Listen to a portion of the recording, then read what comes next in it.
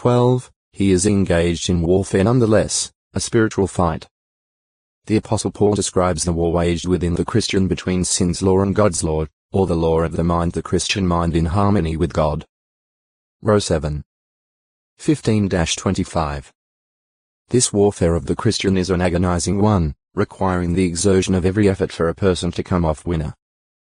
But he can be confident of victory through the undeserved kindness of God through Christ and the help of God's Spirit. Row 8. 35-39. Jesus said of this fight, "Exert yourselves vigorously to get in through the narrow door." Luke 13. 24, and the Apostle Peter counseled, "Keep abstaining from fleshly desires, which are the very ones that carry on a conflict or are doing military service against the soul." 1 Peter 2. 11, int. Compare Judges 4. 1, 2. Against wicked spirits. In addition to this warfare against sin's law, the Christian has a fight against the demons, who take advantage of the tendencies of the flesh by tempting the Christian to sin. F6.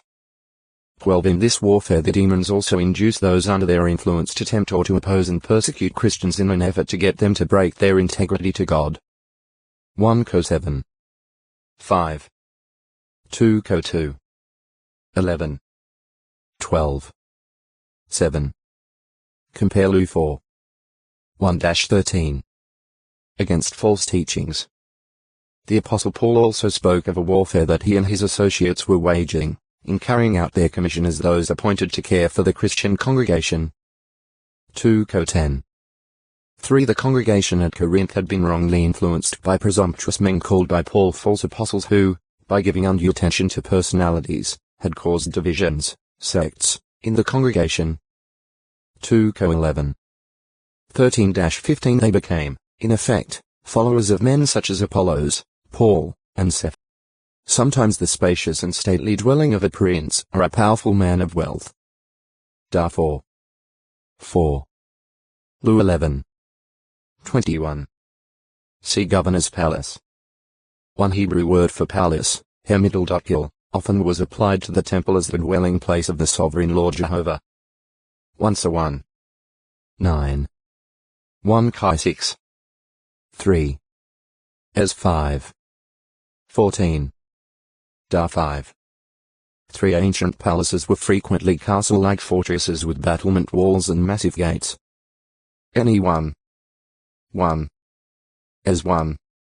2 The customary spacious courtyards and luxurious private gardens gave regal splendor and beauty to palace grounds.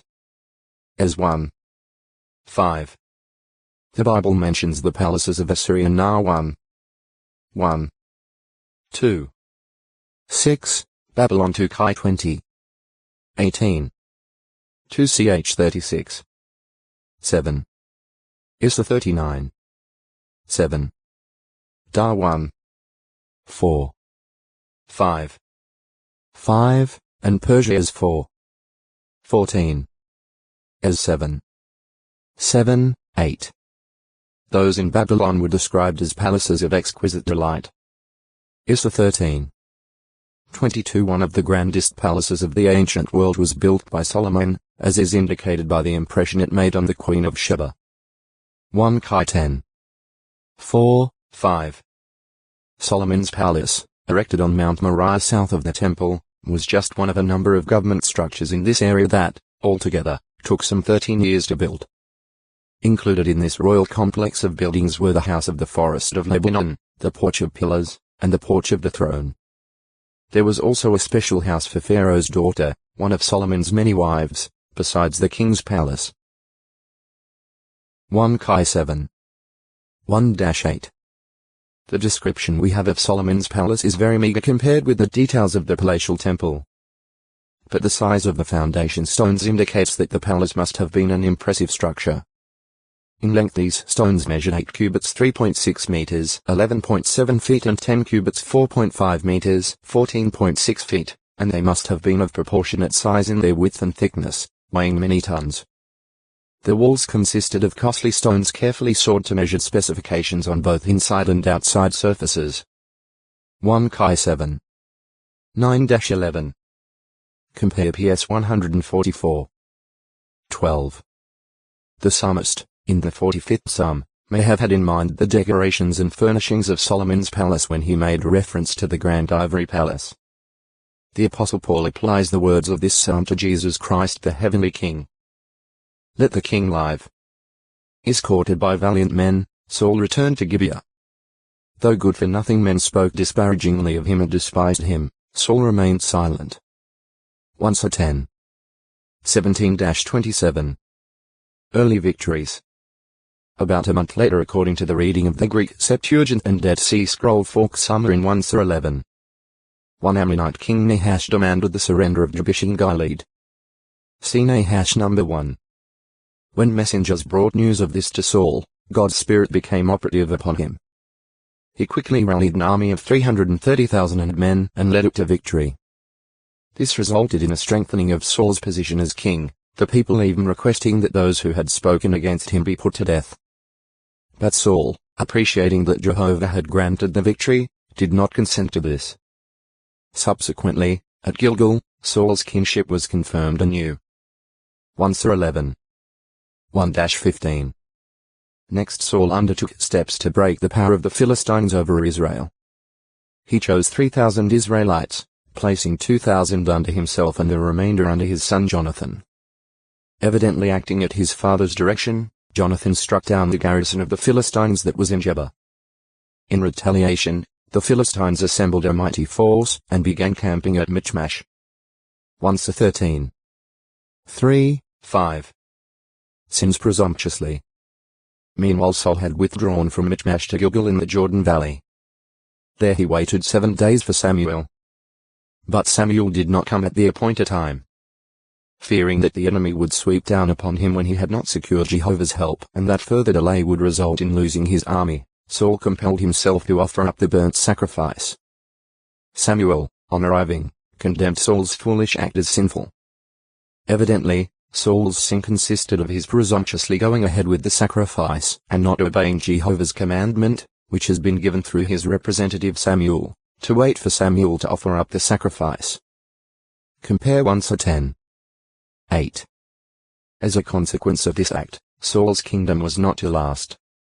1 Samuel 13. 1-14. In the progress of the campaign against the Philistines, Saul pronounced a curse upon anyone partaking of food before vengeance was executed on the enemy. This crash oath led to adverse consequences. The Israelites tired, and though they triumphed over the Philistines, their victory was not as great as it might have been. Famished, they did not take time to drain the blood from the animals they afterwards slaughtered, thereby violating God's law concerning the sanctity of blood. Not having heard his father's oath, Jonathan ate some honey. Saul, therefore, pronounced the death sentence upon him. But the people redeemed Jonathan. O textoi acute miritra longo. Saul 872 terrorima are both used to designate the force that causes a person to display a certain attitude, disposition, or emotion or to take a certain action or course. While that force within the person is itself invisible, it produces visible effects. This use of the Hebrew and Greek terms rendered spirit and basically related to breath or to air in motion is paralleled to a considerable degree by English expressions. Thus, we speak of a person as putting on airs, or of manifesting an air of calmness, or of having a bad spirit. We speak of breaking a person's spirit, in the sense of discouraging and disheartening him. As applying to a group of persons and the dominant force activating them, we may talk of getting into the spirit of an occasion, or we may refer to the mob spirit that infects them. Metaphorically, we may refer to an atmosphere of discontent or to winds of change and revolution blowing through a nation. By all of these we refer to this invisible activating force working in persons, moving them to speak and act as they do. Similarly, we read of Isaac and Rebekah's bitterness of spirit resulting from Esau's marriage to Hittite women GE 26. 34, 35 and of the sadness of spirit that overwhelmed Ahab, robbing him of his appetite. 1 Kai 21. 5. A spirit of jealousy could move a man to view his wife with suspicion, even to bring charges against her of adultery. New 5. 14, 30. The basic sense of a force that moves and gives drive or thrust to one's actions and speech is also seen in the reference to Joshua as a man in whom there is spirit. New 27. 18, and to Caleb as demonstrating a different spirit from that of the majority of the Israelites who had become demoralized by the bad report of 10 spies. New 14. 24 Elijah was a man of much drive and force in his zealous service to God, and Elisha sought to open share in Elijah's spirit as his successor. 2 Kai 2. 9, 15 John the Baptizer demonstrated the same vigorous drive and energetic zeal that Elijah had shown, and this resulted in John's having a powerful effect on his listeners. Hence he could be said to have gone forth with Elijah's spirit and power. 1. 17 By contrast, Solomon's wealth and wisdom had such an overwhelming and breathtaking effect on the Queen of Sheba that there proved to be no more spirit in her. 1 Kai 10. 4, 5 In this same fundamental sense one's spirit may be stirred up or roused 1 Ch 5. 26. As 1. 1, 5. Hag 1. 14. Compare EC 10. 4. Become agitated or irritated Ge 41. 8. Da 2. 1, 3. Ac 17. 16. Be calmed down JG 8. 3. Be distressed, be made to faint Job 7. 11. PS 142. 2. 3 Earlier he had created the heavens including the great lights, the sun, moon, and stars. Compare PS 136. 7-9 And the earth. Ge 1. 1 So the bringing of light into existence with reference to the earth apparently involved gradually removing whatever had formerly obstructed the sun's rays from reaching this planet. And the division between light and darkness must have come about through the rotation of the earth as it moved around the sun. Ge 1. 4, 5 Much later Jehovah plagued the sun-worshipping Egyptians with darkness, a darkness that did not affect the Israelites. X 10. 21-23 In leading his people out of Egypt, he provided light by means of a pillar of fire. X 13. 21. 14. 19, 20. PS 78. 14. The scriptures repeatedly associate light with its creator. Stated the psalmist. O Jehovah my God, you have proved very great. With dignity and splendor you have clothed yourself, enwrapping yourself with light as with a garment. PS 104. 1, 2 This declaration harmonizes O textue acute miritra longo, light 254 Light by day, the statutes of the moon and the stars for light by night 31. 35 But he is also the source of all spiritual enlightenment. 2 Co 4. 6 His law, judicial decisions, and word are a light to those allowing themselves to be guided by them. PS 43. 3. 119. 105. PR 6. 23. Isra 51. For the psalmist declared, by light from you we can see light. PS 36. 9. Compare PS 27. 1. 43. 3. Just as the light of the sun continues to get brighter from dawn until the day is firmly established, so the path of the righteous ones, illuminated by godly wisdom, gets lighter and lighter. PR 4. 18 To follow the course that Jehovah outlines is to walk in his light. Issa 2. 3-5 On the other hand, when a person looks at things in an impure way or with evil design, he is in great spiritual darkness. As Jesus put it, if your eye is wicked, your whole body will be dark. If in reality the light that is in you is darkness, how great that darkness is. Mount 6. 23. Compared 15. 9. 28. 54-57. PR 28. 22. 2 PE 2. 14. Light and the Son of God. Following examples will demonstrate. When presenting himself for baptism, Jesus signified that he had come to do his Father's will in connection with the sacrifice of his own prepared body and with reference to the doing away of animal sacrifices offered according to the law, as written at Psalm 40. 6-8. Heb 10. 5-10 Jehovah accepted Jesus' presentation of himself, pouring out his Spirit upon him and acknowledging him as his Son, as foretold at Psalm 2. 7. Mr. 1. 9-11. Hajj 1. 5. 5. 5 also, as has been foretold at Psalm 8. 4-6, the man Jesus was a little lower than angels. Hajj 2. 6-8. During the course of his ministry, he gathered and trained disciples. These he was not ashamed to call his brothers, as has been written at Psalm 22. 22. Hajj 2. 11-12. Compare Mount Texto e acute miritra longo, Psalms, Book of 711 Mr. 12. 10-11. Act 4. 11 and false witnesses testified against him, as Psalm 27. 12 foretold. Mount 26. 59-61. Upon arriving at the place of impalement, Jesus was offered wine mixed with gall.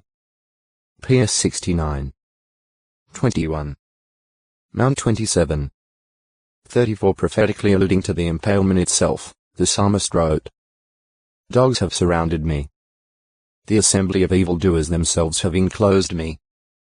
Like a lion they are at my hands and my feet." PS 22. 16 Roman soldiers distributed Jesus' garments by casting lots. PS 22. 18. Mount 27. 35. Luke 23. 34. Joe 19. 24 His religious enemies mocked him in the words recorded by the psalmist. PS 22. 8. Mount 27. 41-43 Suffering from intense thirst, Jesus asked for a drink. PS 22. 15. Joe 19. 28 Again he was offered sour wine. PS 69. 21. Mount 27. 48. Joe 19. 29, 30 Just before his death, Jesus, quoting Psalm 22. 1, cried out, my God, why have you forsaken me?" Mount 27. 46. Mr. 15. 34 Breathing his last, he drew on Psalm 31. First letter and cleared out the wicked man therein referred to, doing all they could to right matters before Jehovah. 2 Co 7. 8-12, however, those men were not authorized to carry out on the wrongdoer the full penalty demanded by justice. Full vengeance in putting him to death, as has been the prerogative of the judges under the Mosaic law. The 20. 10. Heb 10. 28 They merely expelled such unrepentant bad persons from the congregation. 1 Co 5. 13 If such ones remained unrepentant, they would eventually receive full justice for their misdeeds in everlasting death. Heb 10. 29, 30 Indeed, the Christian who takes up unrighteousness, as, for example, fornication, is in danger, because Jehovah is one who exacts punishment literally, is the avenger for all these things. 1th 4. 3-6, int. Rulers. Governmental rulers, whose duty it is to see that justice is carried out, may be the ones who execute vengeance upon evildoers, including any Christians who break the laws of the land that are in harmony with what is right and that are consistent with the authority allowed those rulers by God. In such case, these rulers are indirectly executing God's vengeance, as the Apostle Paul writes. For those ruling are an object of fear, not to the good deed, but to the bad. It is God's minister, and avenger to express wrath upon the one practicing what is bad. Row 13. 3, 4. 1 PE 2. 13, 14. Compare GE 9. 6. Imperfect man's tendency to seek vengeance. It is a tendency of fallen, imperfect men to seek vengeance upon those who do them injustice or upon persons whom they hate. The man who commits adultery with another man's wife is in danger of retributive vengeance from the husband, as o texto e acute miritra longo, versions 1151 him. La 26. 25 But those nations, on their part, acted because of hatred and malice, expressing their own vengefulness, and for this Jehovah, in turn, took vengeance upon them. La 3. 60. As 25. 12-17. See also Avenger of Blood. Cities of Refuge. Venom. Poisonous fluid secreted by certain snakes and some other creatures. New 21. 4-9. 8. 15. Act 28. 3-6. Hebrew word for the venom of reptiles is Mada 32. 24, which is also used to denote rage, fury, and the like. De 29. 28. As 19. 12. It is from a root meaning be hot to 19. 6. And may allude to the inflammation or burning sensation associated with the bite of a venomous snake, not only to refer to persons of advanced age. G 18. 11. De 28. 50. 1 or 2. 22. 1 to 5. 1, 2 or to the older of 2 persons. Lu 15. 25. But also to apply in a special way to those holding a position of authority and responsibility in a community or nation. The latter sense is the predominant one in both the Hebrew and the Christian Greek scriptures. The elderly man customarily was held in esteem from otex to acute miritra longo. Older man 549 term, and whether the application is merely to aged males or to those in the official capacity of headmen. Older men elders of Israel. Already prior to the Exodus, the Israelites had their older men, who presented matters to the people, acted as their spokesmen, and reached decisions. When returning to Egypt, Moses was instructed to present his commission to these older men, and these, or at least the principal ones among them, accompanied him when he went in before Pharaoh. Acts 3. 16, 18. When Moses, as God's representative, presented the law covenant to the nation, it was the official older men who represented the people in entering that covenant relationship with Jehovah. Acts 19. 3-8. Some time later, when the Israelites complained about the conditions in the wilderness, Moses, feeling that the administrative burden of the nation was now too great for him, confessed the problem to Jehovah. Then God commanded Moses, "Gather for me 70 men of the older men of Israel, whom you do know that they are older men of the people and officers of theirs. And I shall have to take away some of the spirit that is upon you and place it upon them, and they will have to help you in carrying the load." New 11. 16, 17. These older men were appointed theocratically to this service. New 11. 24, 25. Jehovah now used them to share the responsibility of leadership and administration with Moses. In time, the nomadic Israelites conquered the Promised Land and went back to fixed dwellings in towns and cities, as has been their way of life in Egypt. The older men now became responsible for the people on a community level. They acted as a body of overseers for their respective communities, providing judges and officers for the administration of justice and the maintenance of peace, good order, and spiritual health. The 16. 18-20. 25. 7-9. Jos 20. 4. Ru 4. 1-12. References to all Israel, its older men and its heads and its judges and its officers. Jos 23. 2. 24. 1. The older men of Israel and all the heads of the tribes, the chieftains of the paternal houses. 2 ch. 5. 2. Do not mean that the heads, judges, officers, and chieftains were distinct from the older men, but, rather, indicate that those named in such a specific way hold singular officer to open the doors of Jehovah's house. 1 3. 3, 15. Evidently the words, where the ark of God was applied to the tabernacle area and are not to be understood as signifying that Samuel slept in the most holy. As a non-priestly Kohathite Levite, he was not entitled to see the ark or any of the other sacred furnishings inside the sanctuary. New 4. 17-20. The only part of the house of Jehovah to which Samuel had access was the tabernacle courtyard. Therefore, he must have opened the doors leading into the courtyard, and it must have been there that he slept. During the period that the tabernacle was permanently located at Shiloh, various structures were likely erected, and one of these could have served as Samuel's sleeping place. One night, after having retired, Samuel heard a voice calling him by name. Imagining the speaker to be High Priest Eli, he ran to see him. After this occurred 3 times, Eli discerned that Jehovah was calling Samuel, and Eli instructed him accordingly. Jehovah then made known to Samuel his judgment against Eli's house. Fearful, Samuel did not volunteer any information concerning the word of Jehovah until requested to do so by Eli.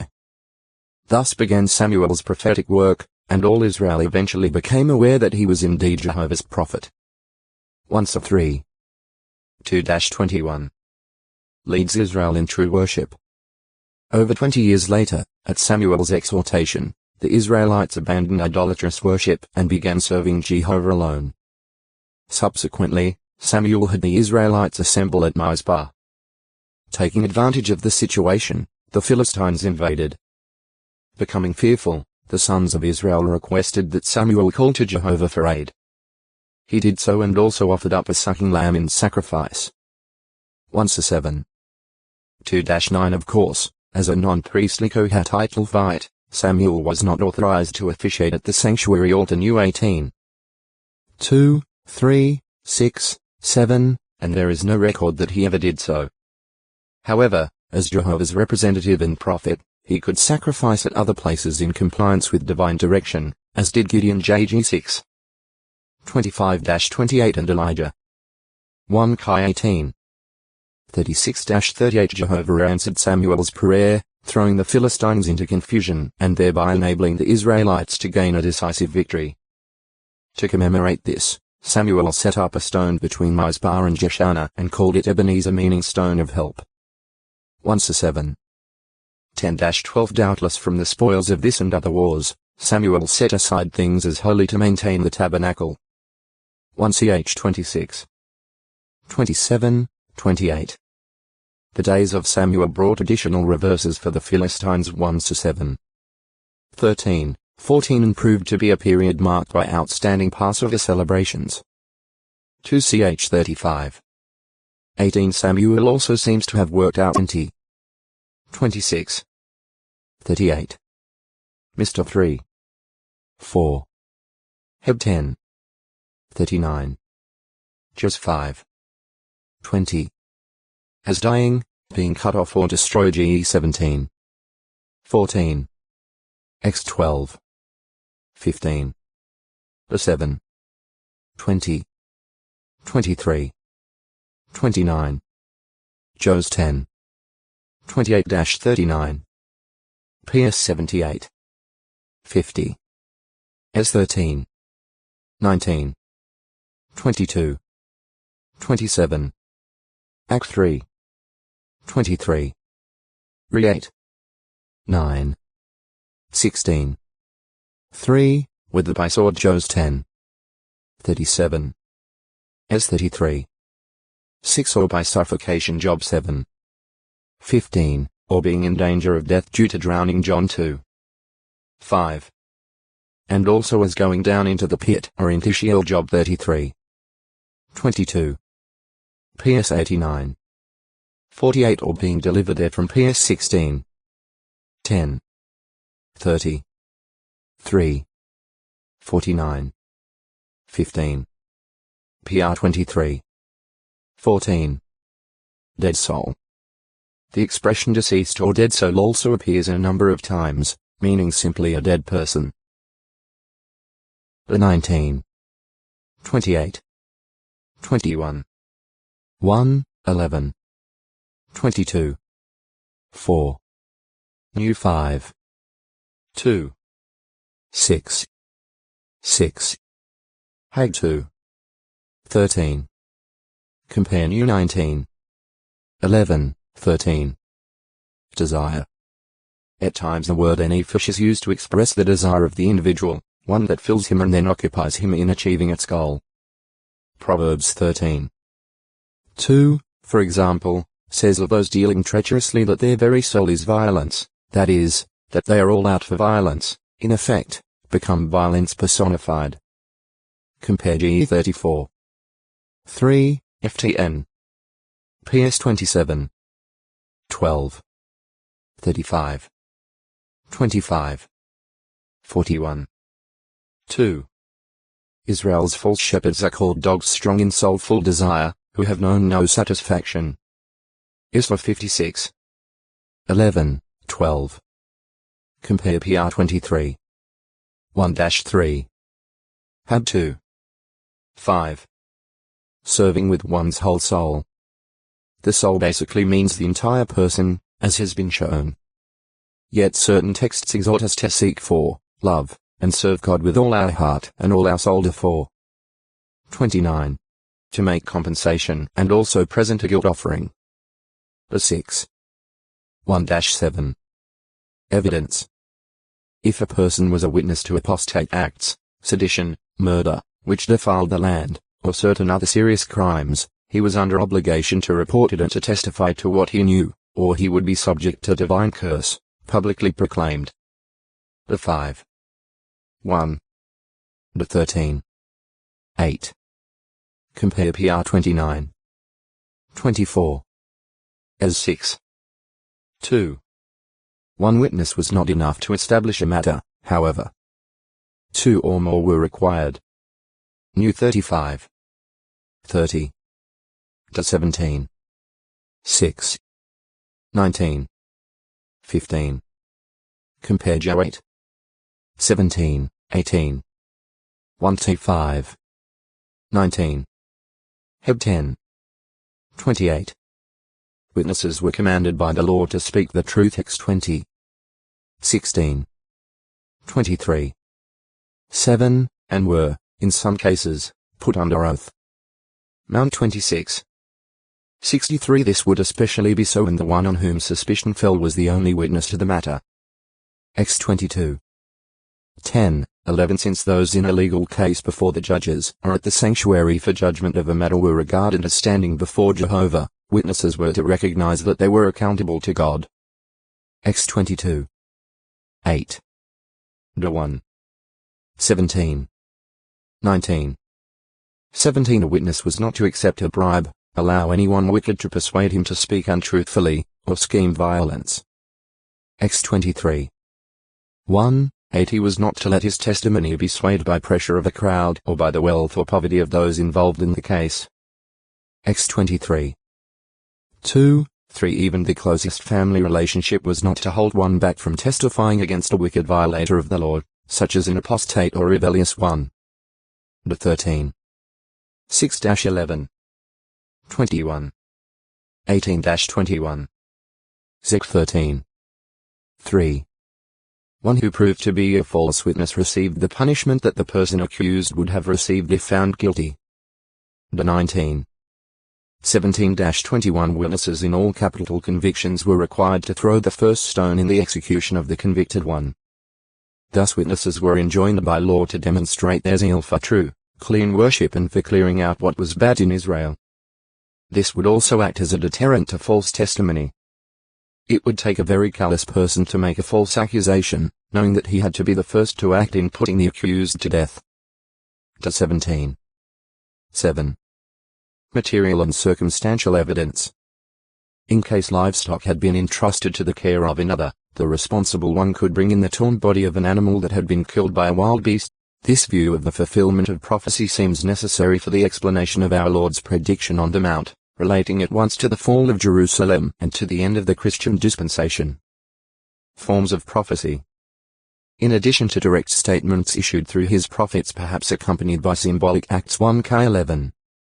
29-31. Or in allegorical form, Jehovah used other forms.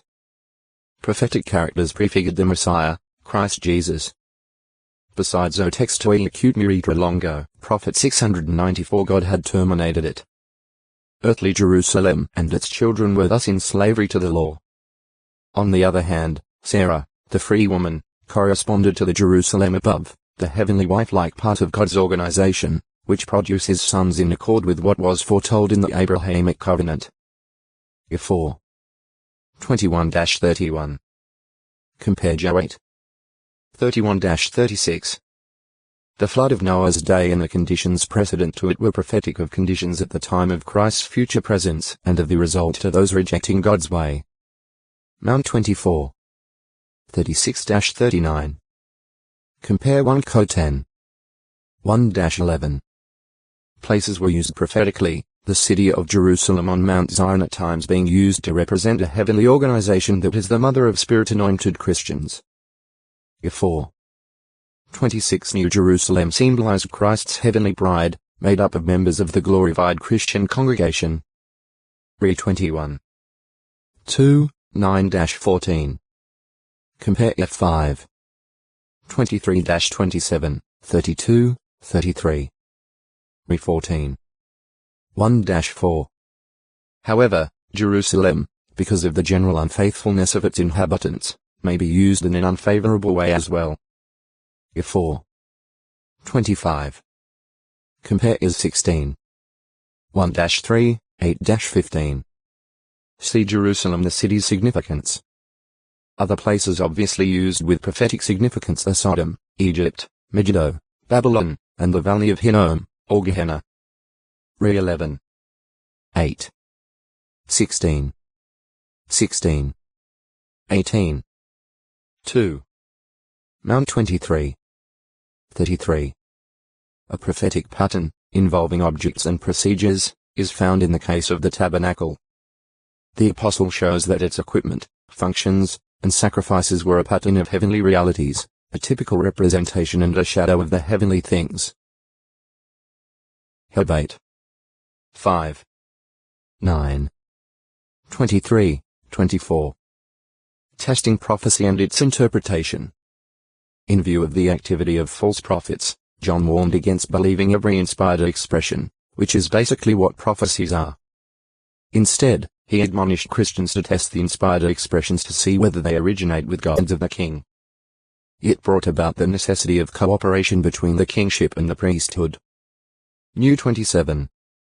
18-21 Jehovah made known his will to Israel by his written word, also by prophets and by dreams. But it seems that prophets and dreams were used for special occasions, whereas the high priest with the Urim and the Thummim was always present with the people.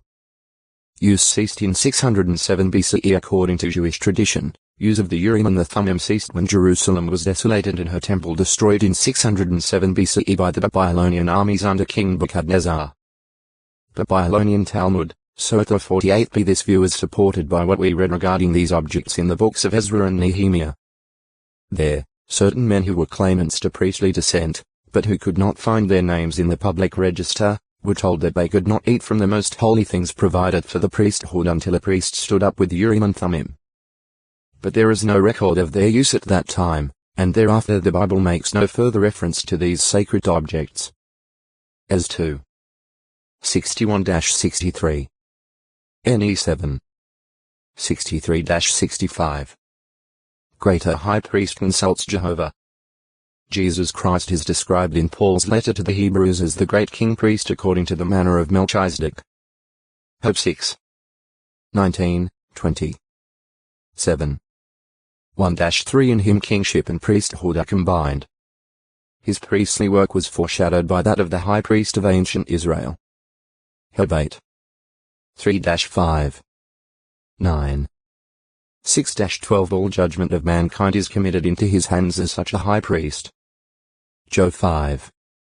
22 Nevertheless, when on earth Jesus declared, "The things I say to you men I do not speak of my own originality, but the Father who remains in union with me is doing his works." Job 14.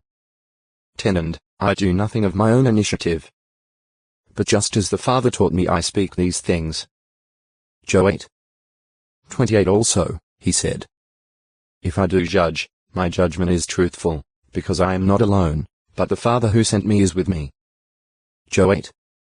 16 Certainly in his exalted heavenly position, perfected as high priest forever, he continues in this course of subjection to his Father, looking to him for guidance in judgment. Hope 7. 28. Compare 1 Co 11. 3. 15. 27, 28. Utensils. The Hebrew term kli is very broad in its application and can refer to articles ge 24. 53. X3. 22. La 13. 49, 52, 57-59. 15. 4, 6. Implements ge 26. Of this much like Christendom's Madonna and Child, Egypt's mother sun image Isis and the infant Horus was venerated 529. Long before Christianity, the crux ansata, the Egyptian cross, was viewed as sacred. A serpent was featured in worship. Egyptian art far left shows two crossed snakes being held by the god at the left, a large snake dominating the picture, and a snake-headed goddess toward the right. The Greek statue of Asclepius left also features the serpent. Interestingly, the Bible shows that Satan used a serpent as his mouthpiece. G3. 1-15. Re 12. 9-10 plagues on Egypt exposed the impotence of its idol gods. The first plague. Turning the Nile to blood. Disgraced Hapi above left, the god of the Nile. The goddess Heat, to whom the frog was sacred top center, was unable to help the Egyptians when the second plague covered the land with frogs. The death of the firstborn in the 10th plague proved to be the most devastating of all, as Pharaoh's son was considered to be the son of Amun-Ra, represented by a ram above right. The history of Tyre provides a striking example of the fulfillment of Bible prophecy. First the mainland city fell. Then the island city was destroyed. Both events were foretold. In the days of David and of Solomon, friendly relations had existed between Israel and Tyre. 1 Ch 14. 1. 1 Chi 9. 10, 11 But the Tyrians were worshippers of Melkart and Astarte. Tyre was devoted to commerce. As she prospered, she became proud. She became defiant toward Jehovah, and Jehovah's prophets foretold calamity for Tyre. Nebuchadnezzar II besieged the city. From a military standpoint, after many years it might have seemed futile to continue. But he persevered until Tyre fell at the end of 13 years, thus fulfilling the Bible prophecy that had named him as its conqueror. As 26. 7-12. Later, Zechariah again foretold ruin for Tyre, but this time it was for the island city. To reach it, Alexander the Great scraped up the ruins of the mainland city to construct a causeway. He built huge siege towers. Though Tyre had built its walls 46 meters high 150 feet, the prophecy was fulfilled. Zech 9. 3, 4. As 26. 4, 12.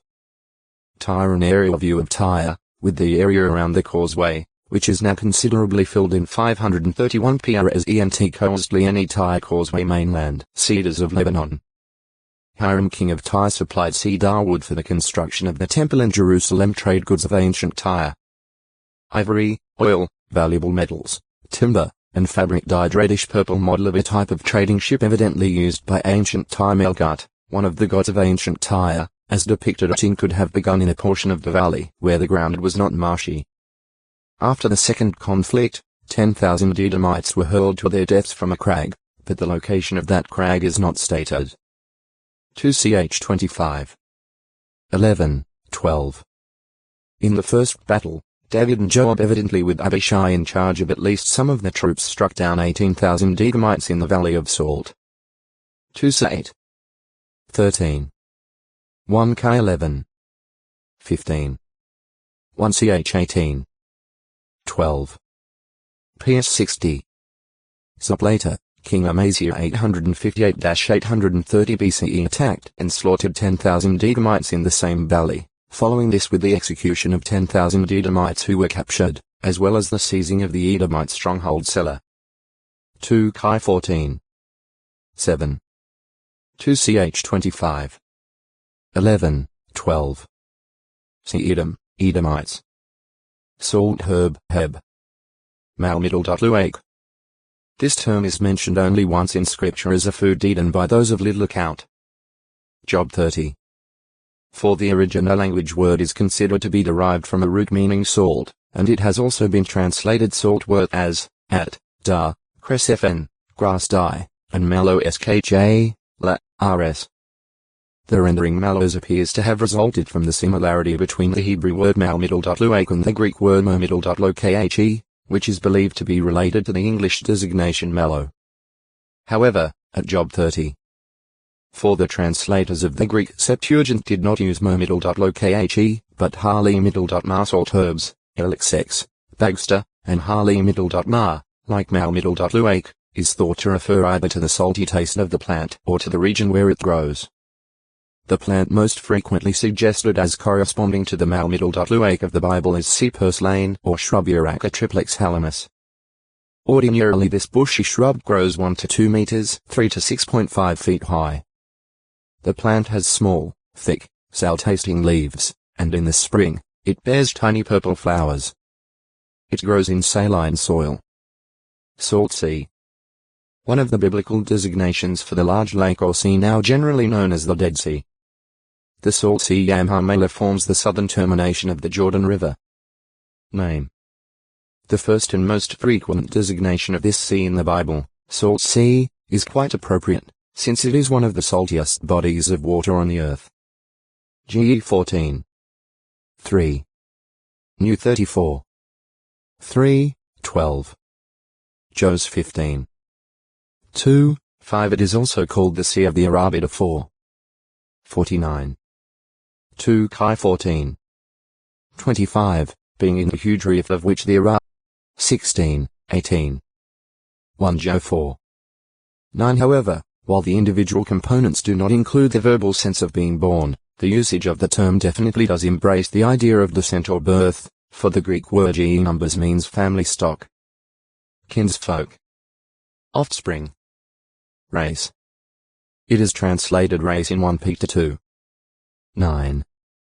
The Latin Vulgate by Jerome renders mo middle no middle ge middle nessus and igenitus, meaning only begotten or only.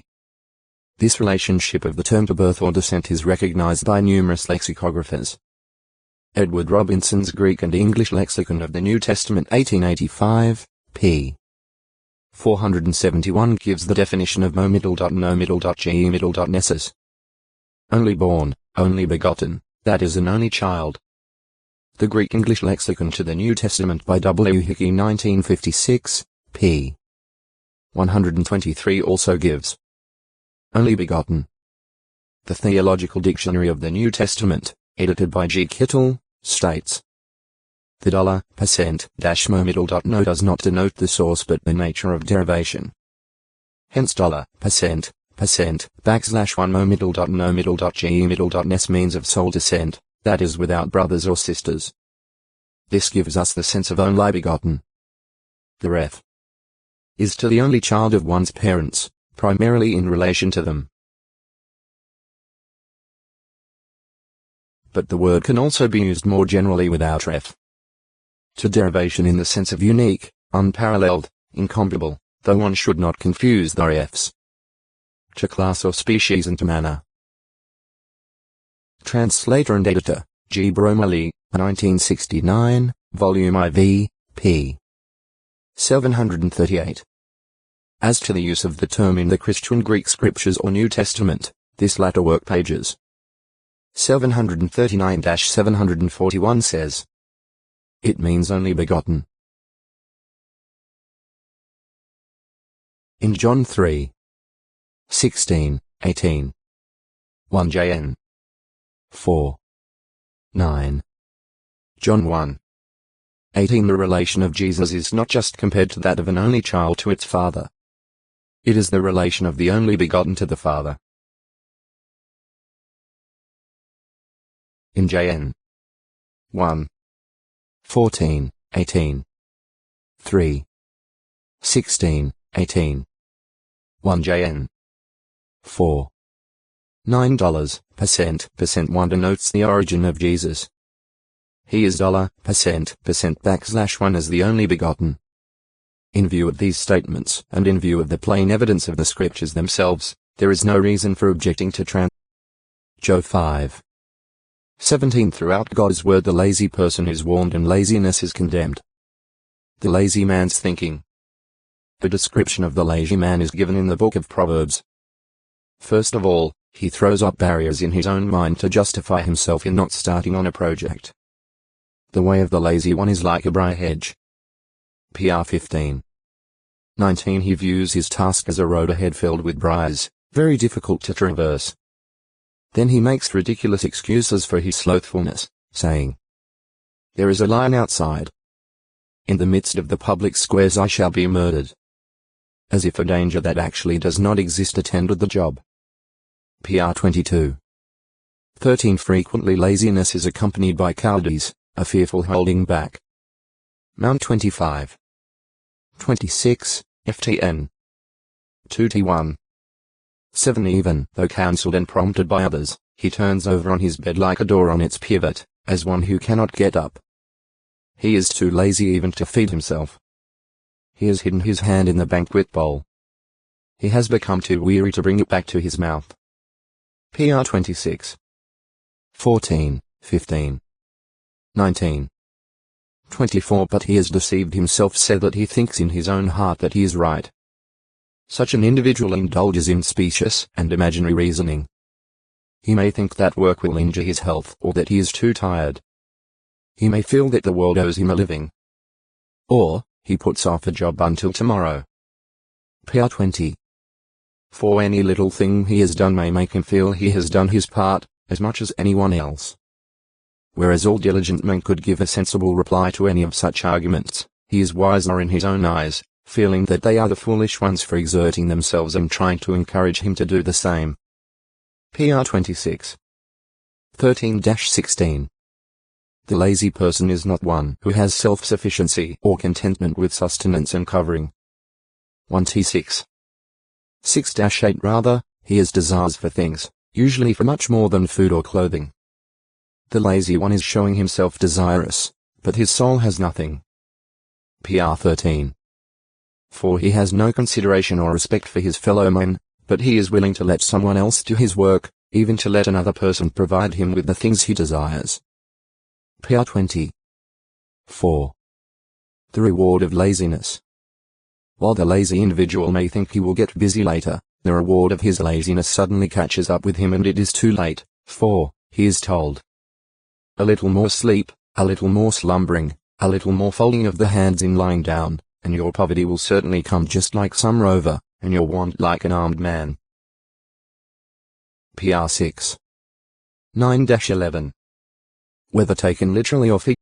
6. However, the priesthood of Aaron's line was to continue only until the coming of the greater priesthood that it foreshadowed. Hajj 8. 4, 5. It would endure until the ending of the law covenant and the inauguration of the new covenant. Hajj 7. 11-14. 8. 6, 7, 13. The offer was first made exclusively to Israel to become Jehovah's priests serving in God's promised kingdom arrangement. In time this offer was extended to the Gentiles. Act 10. 34, 35. 15. 14. Row 10. 21. Only a remnant of the Jews accepted Christ, the nation thereby failing to provide the members of the real kingdom of priests and the holy nation. Row 11. 7, 20. Because of Israel's unfaithfulness, God had forewarned them of this by his prophet Hosea centuries before, saying, because the knowledge is what you yourself have rejected, I shall also reject you from serving as a priest to me. And because you keep forgetting the law of your God, I shall forget your sons, even Aho 4. 6. Correspondingly, Jesus told the Jewish leaders, the kingdom of God will be taken from you and be given to a nation producing its fruits. Mount 21. 43. Nevertheless, Jesus Christ, being under the law while on earth, recognized the Aaronic priesthood as being in force, and he directed ones whom he cured of leprosy to go to the priest and make the required offering. Mount 8. 4. Mr. 1. 44. Lu 17. 14.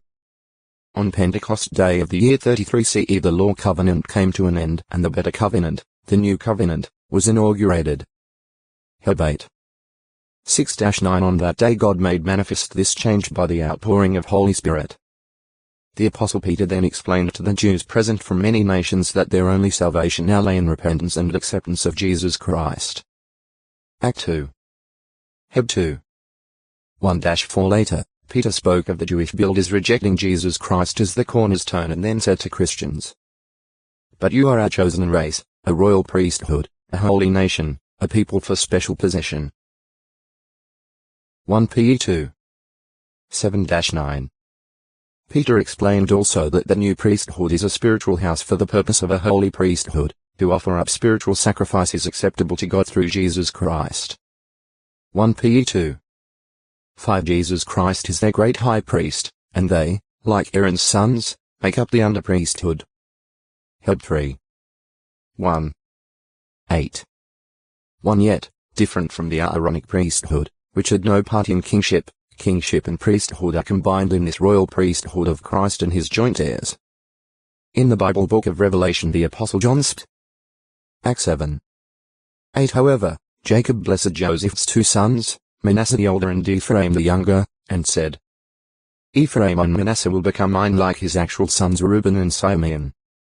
G 48. 5. 13-20 the various tribes received their land inheritance in the promised land Jos 13-19, there was no tribe of Joseph. Instead, the sons of Joseph, Manasseh and Ephraim, were counted as distinct tribes in Israel. See Boundary Map, Volume 1, p. 744. As Jehovah had arranged, though, this did not increase the tribes of Israel receiving an inheritance to 13, because the Levites got no land inheritance. Jehovah had chosen the tribe of Levi new 1. 49 in place of the firstborn of the other tribes to minister at the sanctuary. X 13. 1, 2. New 3. 6-13, 41. 10. 8, 9. 18. 1. See Levites. Consequently, there were 12 non-Levite tribes in Israel. Jos 3. 12, 13. JG 19. 29. 1K 11. 30-32. Act 26. 7. When Moses blessed the tribes to 33. 6-24, Simeon was not mentioned by name, perhaps because the tribe was greatly reduced in size and its land portion was to be enclosed in the territory of Judah. In Ezekiel's vision of the holy contribution and the 12 tribes, the tribes listed are the same as those who received the land inheritances given in the book of Joshua. S 48. 1-8, 23-28 The tribe of Levi was located within the holy contribution in Ezekiel's vision. S 48. 914, 22. Tribal structure. Much of the organization of the Israelites revolved around their tribal structure. Both their order of marching and encampment in the wilderness were according to tribes. New 2. 1-31. 10. 5, 6, 13-28 The land inheritance was apportioned on the basis of tribes, and special laws were given so that the land would not circulate from tribe to tribe. New 36. 7-9. Jos 19. 51. The dividing up of the nation according to family heads was further carried out within each tribe. Though the tribe was the basic and most important division of the nation, each tribe was subdivided into large families with family used in a broad sense based on descent from paternal heads. New 3. 20, 24. 34. 14 Within each family there were many individual households. This arrangement, 100 is a separate word. 200 is the dual form. Other hundreds are composed of 2 words, as 300. The highest number expressed by one Hebrew word is 20,000, the dual form of 10,000 myriad. Larger numbers are a combination of words. For example, at 1 Chronicles 5. 18 the number 44,760 is, literally, 40 and 4,760. A million is written as 1,000 thousands. 2 Ch 14. 9 Rebekah's family blessed her, saying, O you, our sister, may you become thousands times 10,000 literally, thousands of myriads. Rebekah's posterity actually came to number many millions. GE 24. 55, 16 Daniel's vision Jehovah is shown as having 10,000 times 10,000 literally, a myriad of myriads standing before him. Dar 7.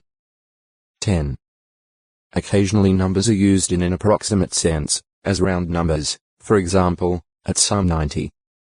10, where the psalmist speaks of man's age limit, and possibly also at 1 Kings 19. 18, 7,000 who had not bowed to Baal and 2 Chronicles 14. 9 The million Ethiopians defeated by Asa. In the Christian Greek scriptures, numerals are generally expressed in words. The number of the wild beast is in words in the Sinaitic and the Alexandrine manuscripts. Re 13. 18. Bible usage, not numerology. Since the Bible is a book of both history and prophecy, the numbers given therein may be either literal or symbolic. The context usually reveals in which sense a number is used.